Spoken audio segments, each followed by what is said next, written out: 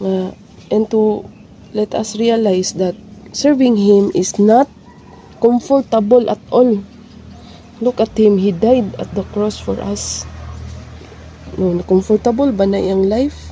So, I guess that's a reflection for us for today. First is to give our life selflessly in serving, especially in the community of the Couples for Christ. Another is, let us do little things. No, we don't need to do grandeur, mighty things. No, we just have to do it little by little. No, mamilo parehani karon. Katulo, no, our king is kanang aking wala nag-start an comfortable situation, or kanang who came in a very grandeur way, but he came in a very meager way, in a manger, and even died for us. And then in a way, that's his way of conquering. With our weakness, we'll find our strength in him. And then it's not about being comfortable in our lives, but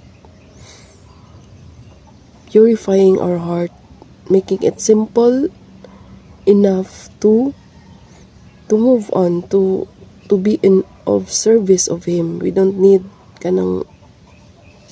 we don't need to do great things. We don't need even have to naatay dagan ba matag. Though at our hearts, kanang gyud ta daggan tag mahatagan, daggan tag kwarta para daggan matagan, pero that is not always the case. So I guess kana lang sa siguro. Kanang 3 points lang again. Mag-live ta og simple life. It's the challenge. And then we don't need to do mighty things to be a saint.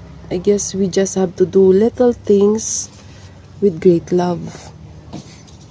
And that we have to learn from our Jesus Christ, our Lord. No? He's our King, and He is giving His life selflessly. I guess kanang unsay atong naa sa atong heart, kanang mura na kinahanglan. Dili necessary nga we have to do one great move. We just have to do little things, little time with great love. That's it. I hope you learn.